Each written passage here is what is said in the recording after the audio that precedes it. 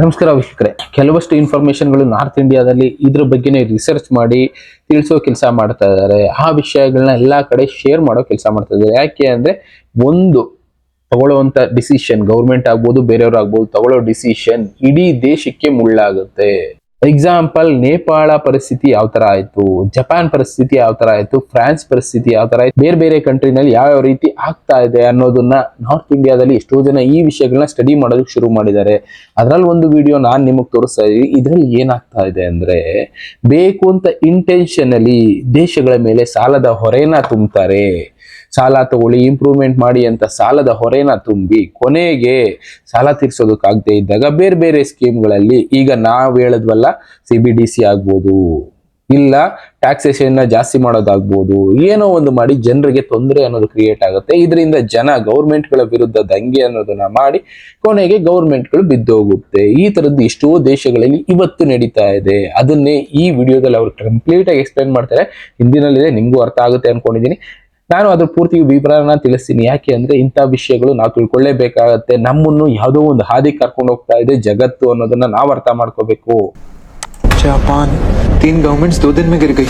Albania में पहली AI minister आ चुकी है।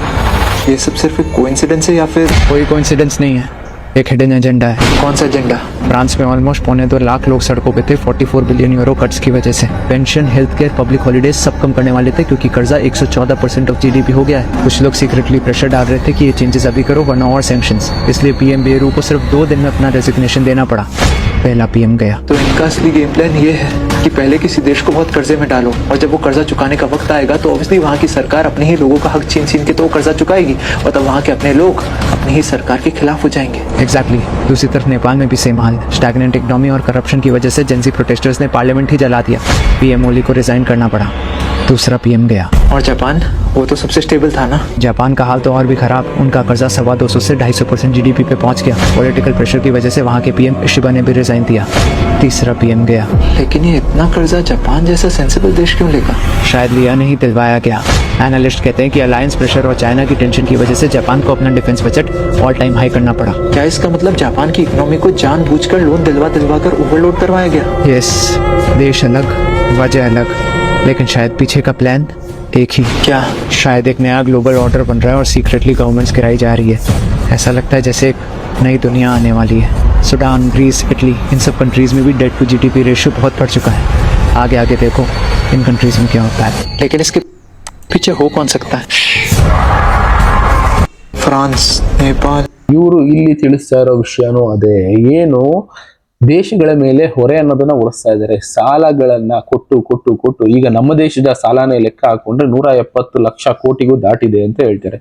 ಆ ಸಾಲದ ಹೊರೆನ ತೀರಿಸಬೇಕಾಗಿ ಬಂದಾಗ ಏನ್ ಮಾಡುತ್ತೆ ದೇಶಗಳು, ಜನರ ಮೇಲೆ ಟ್ಯಾಕ್ಸ್ ಹೊರೆ, ಬೇರೆ ಬೇರೆ ಹೊರೆಗಳನ್ನ ಹೊರಿಸೋದಕ್ಕೆ ಶುರು ಮಾಡುತ್ತೆ. ಅವುಗಳಿಂದ ಜನ ಬೇಸೆತ್ತು ಗೌರ್ಮೆಂಟ್ಗಳ ವಿರುದ್ಧ ದಂಗೆ ಹೇಳ್ತಾರೆ. ಗೌರ್ಮೆಂಟ್ಗಳು ಬಿದ್ದೋಗುತ್ತೆ. ಓವರ್ ಆಲ್ ಆಗಿ ಏನ್ ಮಾಡ್ತಾರೆ, ಇಲ್ಲಿ ದೇಶದ ಮೇಲೆ ಹೊರೆನ ಹೊರಿಸಿ ಕೊನೆಗೆ ಆ ದೇಶನ ದಿವಾಳಿ ಹಂತಕ್ಕೆ ತಗೊಂಡೋಗಿ ದೇಶದಲ್ಲಿ ದಂಗೆ ಹೇಳೋ ಹಾಗೆ ಮಾಡಿ ದೇಶನ ಅಲ್ಲೋಲ ಕಲ್ಲೋಲ ಮಾಡುವಂತ ಎಷ್ಟೋ ಜನ ಹಿಂದೆ ನಿಂತ್ಕೊಂಡಿದ್ದಾರೆ. ಕೆಲವಷ್ಟು ಹೊಸ ರೂಲ್ಸ್ ಗಳನ್ನ ತರ್ತಾ ಇದ್ದಾರೆ. ಅದೇ ಒನ್ ವರ್ಲ್ಡ್ ಆರ್ಡರ್ ಅನ್ನೋದು ತರೋ ಸ್ಥಿತಿನಲ್ಲಿದ್ದಾರೆ ಅಂತ ಹೇಳಿದ್ವಲ್ಲ, ಅದಕ್ಕೆ ಹೇಳ್ತಾ ಇರೋದು. One world order, one world government ಬಗ್ಗೆ ನಾನು ರೀಸೆಂಟ್ ಆಗಿ ಒಂದು ಪ್ರೋಗ್ರಾಮ್ ಅಲ್ಲಿ ತಿಳಿಸಿದ್ದೆ. ಅಂತದ್ರ ಬಗ್ಗೆನೇ ಈಗ ಎಲ್ಲಾ ಕಡೆ ಡಿಸ್ಕಷನ್ ನಡೀತಿದೆ. ಯಾಕೆ ಅಂದ್ರೆ ಅಟ್ ಪ್ರೆಸೆಂಟ್ ನಡೀತಾ ಇರೋದು ಕೂಡ ಅಂತದ್ದೇ. ನಮ್ಮನ್ನ ಎಷ್ಟೋ ವಿಷಯಗಳಲ್ಲಿ ಕಟ್ಟಾಕ್ತಾ ಇದ್ದಾರೆ. ನಾನು ರೀಸೆಂಟ್ ಪ್ರೋಗ್ರಾಮ್ಗಳಲ್ಲಿ ತಿಳಿಸಿದ್ದೆ, ಫ್ರೀಡಮ್ ಆಫ್ ಸ್ಪೀಚ್ ಇಲ್ಲ. ಇನ್ನ ನಾವು ಕ್ಯಾಶ್ ಟ್ರಾನ್ಸಾಕ್ಷನ್ ಈಸಿಯಾಗಿ ಮಾಡಕ್ ಆಗದೆ ಇರೋ ಹಾಗೆ ಅದ್ರ ಮೇಲೆಲ್ಲ ನಿರ್ಬಂಧಗಳು, ಡಿಜಿಟಲ್ ID, ಡಿಜಿಟಲ್ ಟ್ರ್ಯಾಕಿಂಗು, ನಾವೆಲ್ಲೋದ್ರೂ ನಮ್ಮ ಡೇಟಾ ಪೂರ್ತಿಯಾಗಿ ಗೌರ್ಮೆಂಟ್ ಕಂಟ್ರೋಲ್ ಇಲ್ಲ ಬೇರೆಯವ್ರ ಕಂಟ್ರೋಲ್ ಅಲ್ಲಿ ಇರುತ್ತೆ. ಈ ತರದನ್ನೆಲ್ಲ ಟ್ರ್ಯಾಕಿಂಗ್ ತಗೊಂಡ್ಬರ್ತಾರೆ. ಇನ್ನು ನೆಕ್ಸ್ಟ್ ಅವ್ರು ಹೇಳಿದ್ದ ರೂಲ್ಸ್ ಗಳನ್ನ ಫಾಲೋ ಮಾಡ್ಲೇಬೇಕು. ಟ್ಯಾಕ್ಸ್ ವಿಷಯದಲ್ಲಾಗಿರ್ಲಿ, ಇನ್ನೊಂದು ವಿಷಯದಲ್ಲಾಗಿರ್ಲಿ, ಫೈನ್ ವಿಷಯದಲ್ಲಾಗಿರ್ಲಿ ಫಾಲೋ ಮಾಡ್ಲೇಬೇಕು. ಮಾಡ್ಲಿಲ್ಲ ಅಂದ್ರೆ ನಾವು ಕಾನೂನು ವಿರುದ್ಧ ಇದೀವಿ ಅಂತ ಹೇಳಿ ನಮ್ಮ ಮೇಲೆ ಆಕ್ಷನ್ ತಗೊಳ್ತಾ ಹೋಗ್ತಾರೆ. ಒಟ್ಟಲ್ಲಿ ಇದೆಲ್ಲ ಮಾಡ್ತಾ ಮಾಡ್ತಾ ದೇಶಗಳು ದಿವಾಳಿ, ದಂಗೆ ಇದೆಲ್ಲ ಸೃಷ್ಟಿ ಮಾಡ್ತಾ ಇದೆ. ಯಾವುದೋ ಒಂದು ಶಕ್ತಿ ಹಿಂದೆ ನಿಂತ್ಕೊಂಡು ಎಷ್ಟೋ ದೇಶಗಳನ್ನ ಇದೇ ರೀತಿ ಹಾಳು ಮಾಡಿ ಕೊನೆಗೆ ಅವರು ಬೇಕಾದಂತ ವ್ಯಕ್ತಿಗಳನ್ನ ಅಲ್ಲಿ ಕೂರಿಸಿ ಆಳೋ ಕೆಲಸ ಮಾಡುತ್ತೆ. ನಮಗ್ ಸಾಲ ಬೇಡ ಅಂದ್ರೂ ಕೊಡ್ತಾರೆ. ಯಾಕೆ? ನೀನ್ ಈ ಕೆಲಸ ಮಾಡು, ಟೆಕ್ನಿಕಲಿ ಇದನ್ನ ಇಂಪ್ರೂವ್ ಮಾಡು, ಇಲ್ಲ ಈ ದೇಶ ನಿಮ್ ಮೇಲೆ ಯುದ್ಧ ಮಾಡಬಹುದು ಅನ್ನೋ ಒಂದು ಭಯ ಹುಟ್ಟಿಸಿ ನಾವು ಯುದ್ಧ ವಿಮಾನಗಳು ಇಲ್ಲ ಯುದ್ಧ ಸಾಮಗ್ರಿಗಳನ್ನ ಖರೀದಿ ಮಾಡೋವಾಗ ಮಾಡ್ತಾರೆ, ಒಟ್ಟಿನಲ್ಲಿ ಅದಕ್ಕೋಸ್ಕರ ಸಾಲ ಮಾಡೋವಾಗ ಮಾಡ್ತಾರೆ. ಅದೇ ರೀತಿ ಹೋಗೋದಾದ್ರೆ ನಮ್ಮ ದೇಶನೂ ಇವತ್ತು ಎಷ್ಟೋ ಸಾಲ ಮಾಡ್ತಾ ಇದೆ. 170 ಲಕ್ಷ ಕೋಟಿ ದಾಟಿದೆ ಲೆಕ್ಕ ಹಾಕೊಳ್ಳಿ ಸಾಲ ಅಂದ್ರೆ. ಎಷ್ಟು ಸಾಲದ ಹೊರೆ ನಮ್ಮ ಮೇಲೆ ಇರಬಹುದು. ಸಾಮಾನ್ಯ ವ್ಯಕ್ತಿ, ಸಾಮಾನ್ಯ ಪ್ರಜೆ ತಲೆ ಮೇಲೂ ಸುಮಾರು ಲಕ್ಷಗಳ ಗಟ್ಟಲೆ ಸಾಲ ಇದೆ. ನಮ್ಮ ದೇಶದ್ದು ಸಾಲ ತೀರಿಸಬೇಕು ಅಂತ ಈಗ ಬೇರೆ ದೇಶಗಳಿಂದ ಒತ್ತಾಯ ಬಂದಾಗ ಏನ್ ಮಾಡ್ತಾರೆ, ಈಗ ರೀಸೆಂಟ್ ಆಗಿ ಟ್ಯಾಕ್ಸ್ ಸ್ಕೀಮ್ ತಂದ್ರಲ್ಲ, ಟ್ಯಾಕ್ಸ್ ರೈಸ್ ಮಾಡೋದು, ಇನ್ನೊಂದೇನೋ ಒಂದು ಮಾಡೋದು, ಆ ರೀತಿ ಮಾಡಿ ನಮ್ಮನ್ನ ಕಟ್ಟಾಕ್ತಾರೆ.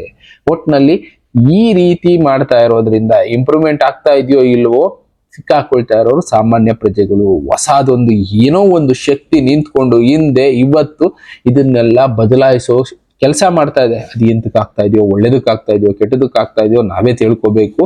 ನಲ್ಲಿ ಈ ತರ ವಿಷಯಗಳು ತುಂಬಾ ಜನ ಈಗ ರಿಸರ್ಚ್ ಮಾಡೋದಕ್ಕೆ ಶುರು ಮಾಡಿದ್ದಾರೆ. ಇದನ್ನೆಲ್ಲ ತಿಳ್ಕೊಂಡು ನಾವೇನ್ ಮಾಡ್ಬೇಕು ಅನ್ನೋದನ್ನ ಅರ್ಥ ಮಾಡ್ಕೋಬೇಕಷ್ಟೇ.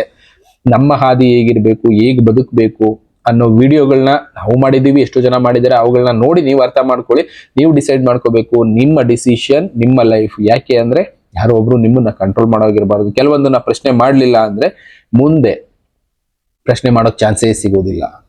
ಇನ್ನ ಬೇರೆ ಬೇರೆ ವಿಷಯಗಳ ಜೊತೆ ನಾನು ಮತ್ತೆ ಸಿಗ್ತೀನಿ. Thank you, good bye.